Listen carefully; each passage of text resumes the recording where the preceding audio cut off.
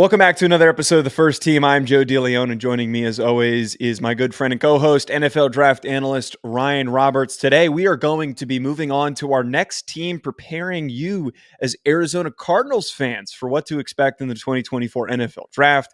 We'll be discussing some of the positions of need, some of the guys that could fill that position of need. But Ryan, we have to open this conversation on what the heck do you do at the fourth overall pick? And I say that not as a puzzling question that is going to trouble the future of the Arizona Cardinals, but rather I am making phone calls right now. If I am Jonathan Gannon and this whole front office, I am making as many phone calls as possible because they hold, and we said this a while ago, they hold the most pivotal, impactful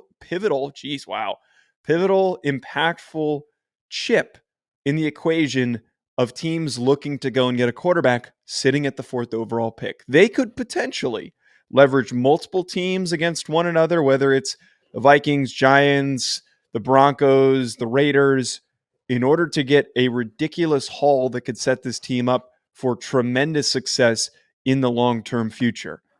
Yeah. Well, go ahead. Yeah, sorry. Oh, no, I was just going to say, I know we talked about New England potentially being a trade partner, but I guess it's assuming if New England does stick at 3 and just take a quarterback, let's say they get quarterback 3, then the Cardinals become the ultimate bargaining chip because you mentioned already, Minnesota Vikings clearly want to trade up. You have to think that the Denver Broncos starting quarterback would be today, Joe, if they started the season? Only have one on the roster. Do you know who it is? It's Jarrett Stidham. Jarrett Stidham, dude. So Denver Broncos are clearly going to be in the quarterback market. Clearly. Minnesota, clearly in the quarterback market. Could the Las Vegas Raiders be a aggressive from 13 moving up? I mean, those are 3 key teams to keep an eye on as far as trade up. Now, the question is the partners. And if we're assuming, and again, I think this one's going to go back and forth. I'm not necessarily locking in a quarterback for New England at 3, but if they do, then that fourth overall pick becomes so valuable, man. Because regardless of if it is the Vikings at 11, the Broncos at 12, or the Las Vegas Raiders at 13, that's moving up a ton of spots. That's 7, 8, 9 spots. That's going to be a valuable commodity as far as draft capital that you're going to get back to make that move. So, man, the Cardinals have a chance to, because, I mean, Joe, who's the player, and we'll talk about it more in depth, but what's the position that everyone keeps talking about at fourth overall for the Cardinals if they stay? It's wide receiver. Yeah. But we're in our very deep wide receiver class. And although there might not be Marvin Harrison that would be there at 11, let's say, if they trade back with Minnesota, there's Brian Thomas Jr., maybe Rome Odunze, depending on how the board falls. There's going to be some really good pass catchers potentially there, even if you trade back to 11, 12, or 13. So they become a very hot commodity in the trade market. And I think making that trade back, you still have an opportunity to upgrade one of the biggest needs on your roster potentially very quickly in this draft. And I think the most projectable trade here is one that should excite the Arizona Cardinals, which is the opportunity to swap with the Minnesota Vikings. Realistically, I would say that the probably the opening conversation is to get next year's first, but they already have 2 first rounders. So there's a capability for them to end up with pick 23, pick 11, and then the Houston Texans pick that they got last year, which I forget what the exact number is. Got it. Yep. Wait, I'm going to look that up really quickly. But they have all of these opportunities, which I would argue it's far more valuable. Instead of taking Marvin Harrison Jr., it's far more valuable for them to end up with Rome Odunze or Brian Thomas Jr. Well, it's the 27th pick, right? Isn't that the 27th pick? That's what it is. So they would end up with potentially the ability to address some of these other needs. And I think that's far more important for a roster like the Cardinals that it's just barren. And to talk about some of those needs specifically that come to attention for me, they need to get some corners, man. Like their corner situation is abysmal. Their offensive line, especially in the interior, they can really look to add a guard, if not maybe I'm not the biggest fan of Will Hernandez because of inconsistencies that he's had throughout his career. We mentioned receiver being important for them. And then the last piece, they got to add some defensive linemen. Their edge rushers aren't terrible. Zaven Collins was a top highly drafted guy that, he's been fine for them, but they do not have the bodies in the interior that really excite me that they're going to be able to be disruptive. And Jonathan Gannon's a guy who, defensive minded, is going to want to try and figure out how to bolster this defensive unit. Yeah, man. It's so I actually had done a mock draft recently for just an Arizona Cardinals exclusive one over at College Sports Wire at USA Today. And that was, Joe, I ended up picking 3 defensive linemen out of like the 8 picks. I think I ended up after some wheeling and dealing a little bit, because that defensive line is barren, man. I mean, honestly, like that might be a bigger need on this team than wide receiver, even though wide receiver is a massive one. I mean, you definitely need wide receivers. There's no doubt. Don't get me wrong there. But right today, I mean, you talked about it, but they're doing a 3-4 alignment, right? So their 3 down linemen today, projected starters, are Bilal Nichols, Kyrus Tonga, and Justin Jones. That's it, man. That is not a great situation to be in. You mentioned they have Zaven Collins, who's kind of like a hybrid edge now in their system. They have BJ Ojulari, still a young cat that maybe has some pass rush potential. But overall, you need to get better, bigger, more diverse on the defensive line. Corner has been a need for the Arizona Cardinals, I feel like, for the last 12 years. Like, I mean, it's been a long time since I would say they had a good duo at corner. And then you mentioned the interior offensive line. I mean, the interior offensive line is not much better than that defensive line I just said. They have today Hajaldi Froholt starting at center, potentially Elijah Wilkinson and Will Hernandez. So, like, you can upgrade any of those spots. Luckily, offensive tackle's in a pretty good spot after signing Jonah Williams, and you have Paris Johnson Jr., but you need to get better on the interior on both lines, wide receiver, corner. You can upgrade linebacker as well. This is a fun team to mock draft for, man, because you could literally go best player across the board. They have so many holes in this roster right now. Yeah, you could pick any position. This is one of the few fan bases, I think, which maybe we'll find out in the comments really quickly if we're wrong on this, but this is one of the few fan bases where I think you could say any position group and they're going to be like, yeah, that makes sense, except for quarterback. You can make the argument for running back because James Conner is he's slowly approaching 30. It doesn't hurt to add a little bit of extra explosiveness to the room. You can make the argument for Will Backer in the interior. You could make the argument maybe to add some safety depth. There's just a lot of options that they could go in. I feel like that 27th overall pick, let's say they don't end up with the Vikings second pick, wherever they're sitting in that spot, that to me feels like a really good spot for them to take a corner. Assuming that, let's say they stay at 4, they end up taking Marvin Harrison Jr., that 27 spot is the more intriguing one for me because they could come away with maybe it's Cooper DeJean, maybe Kool-Aid McKinstry falls that far. I don't think that Quinyon Mitchell or Terrion Arnold or Nate Wiggins would still be on the board, but those guys make tremendous sense to me. And then I'd also throw into the equation here, maybe a guy like Graham Barton is somebody you consider in that selection spot, or Jordan Morgan in order to shore up the interior of the offensive line. We need to stop the Jordan Morgan first round thing, Joe. We have. All right, fine. Second round. In the second round. All right, in the second round. Their second round pick. Okay. You know what I gave him in my mock draft at 27? Do you want to know this one?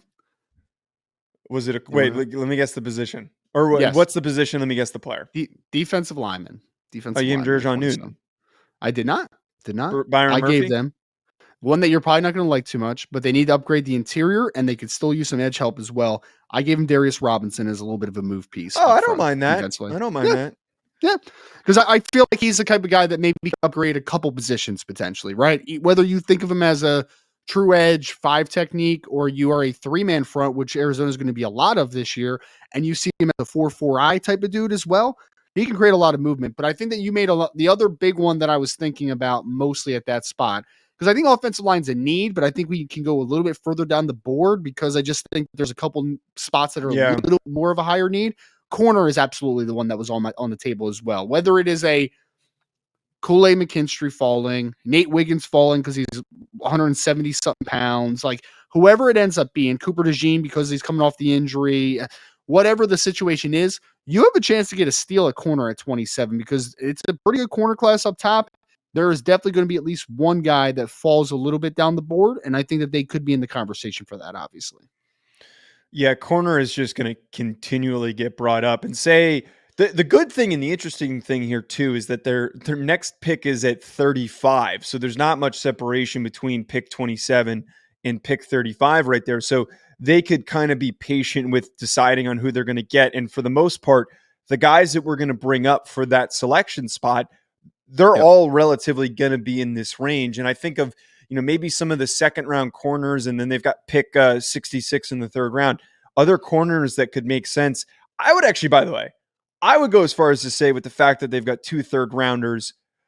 Sorry, they have 3 third rounders, 66, 71, and 90, that it might not hurt them to double dip within the first 3 rounds at corner because of how inconsistent and weak that position group is for them. So I would say go with an exterior guy if they take him in the first round, or a guy like DJ James is somebody I tweeted about yesterday. A Kalen Carson, James, if you want to throw him into the slot. And then Javon Bullard's always somebody that I consistently bring up if you want to add some depth to safety / as a slot corner. Some of those guys make a lot of sense for me.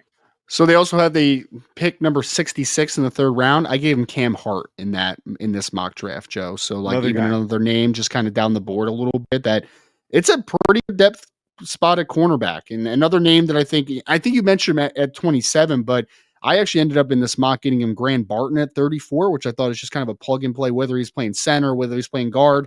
I think that he's a guy that can give you some early contributions potentially on the offensive line. So we have definitely figured out the formula here, though, right? Last year, defensively, you were not able to create as many negatives as a front seven.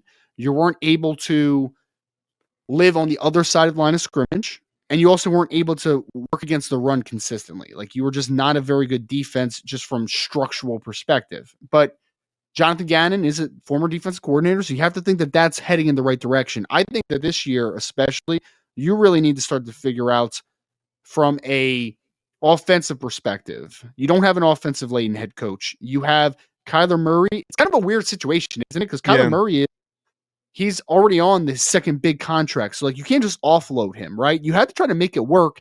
That's why I think pass catcher, offensive line, there was a couple spots, especially early, that I think make a lot of sense for Notre Dame.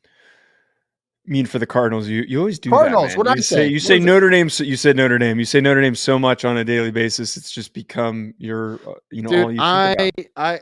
So you have to understand, I do about 15 plus hours a week podcasting about Notre Dame. So you have to understand that it's a little ingrained in the mind at this point, my friends. That's a fair point. I brought this up with corner. By the way, it is like hilarious to look at the amount of picks that they have.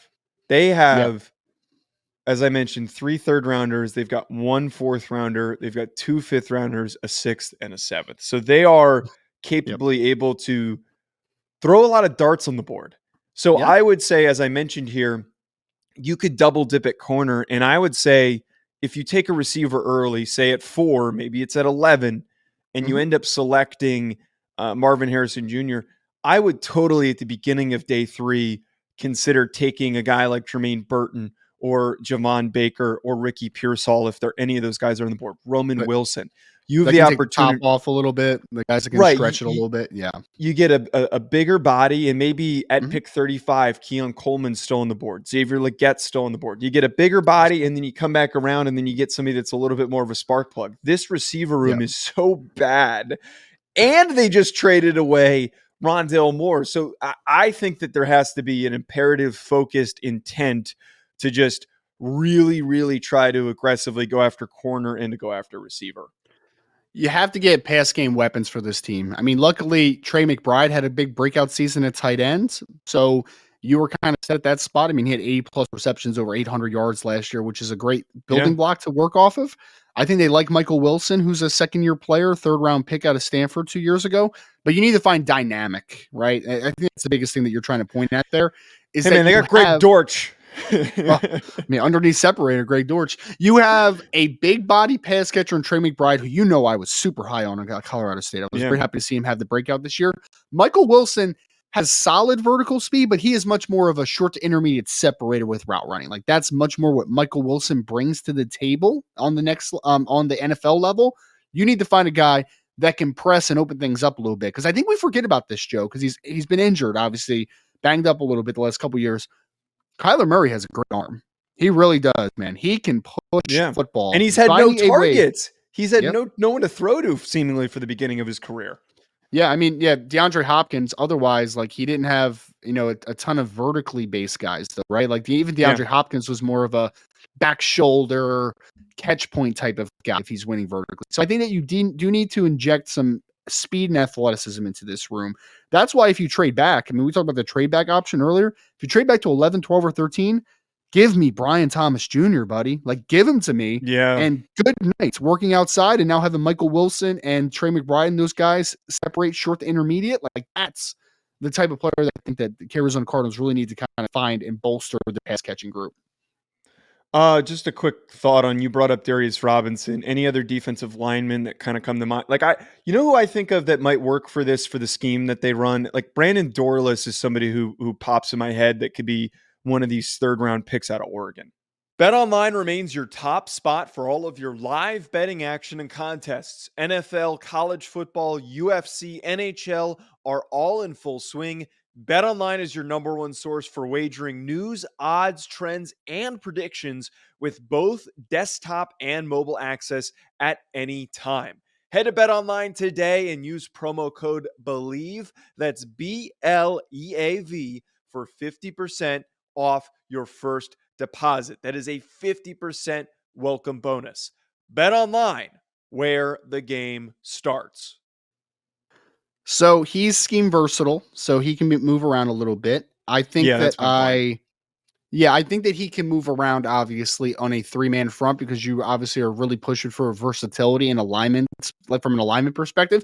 2 names I gave him actually in this mock draft, Joe. Day 3 players, but not, just a little bit down the board, just for a couple names. I gave them DeWayne Carter for Duke, who I thought I love that. Butt kicker, bro, like 0-1 tech, just absolutely eating guys alive. And then further down the board, I think in the 6th or 7th round, I gave him Christian Boyd out of Northern Iowa. And I was like, big boys up front, buddy. Give them to me and let the second level run, because I should go check out the mock draft, by the way, because I also gave him Peyton Wilson in the 3rd round at linebacker. So I'm going to run and chase with some guys in front of him. Yeah, shut your mouth. Everybody make sure to go check out that mock draft, by the way. It is on, what's the name of the USA Today site? It's College Sports Wire. College Sports Wire. Go check that out. Ryan is doing a really fantastic series of doing individual mock drafts for all of the teams, which is always great and fun content. Final thoughts before we close out here. We just fixed the Arizona Cardinals. They're a Super Bowl team now. The way that we just described this is like unbelievable how quickly we turned them around. Joe, I would say this, man, is that any time you have, and I was actually looking up who the offensive and defense coordinators are for them, because I know obviously Jonathan Gannon is their head coach, but anytime you're a team that is starting from scratch pretty much, which is what Arizona is doing, right? Like, we can look at Kyler Murray and get super excited, obviously, look at a couple pieces and get excited, but for the most part, they're a team that needs a lot of retooling, a lot of revamping, a lot of additions to this room. We've talked about the interior defensive line. We've talked about edge. We've talked about interior offensive line. We've talked about corner. There's a lot of spots. And by the way, a sneaky one too for the future is Budda Baker has been a guy that's been rumored to be traded at any point the last 2 years, right? So if they trade him, then they need to find a safety in the room as well, potentially, to go with Jalen Thompson. So they need to be able to build from scratch and be patient here, right? Like, I wasn't a huge fan of the Jonathan Gannon hire as their head coach, but regardless, that's what you got going into year 2. You need to see a semblance of growth as far as players really believing in what is being built and being able to really acquire talent, because whether you are a fan of Jonathan Gannon as a head coach or not, no one can argue that the situation that he was put into was not great, right? Like, there's not there wasn't a ton of talent on this Arizona Cardinals roster. You're building from scratch, which is exciting for some people, because I can look at that and say, we're building from the bottom, but hey, that means that we're creating a foundation and we're really to build off of.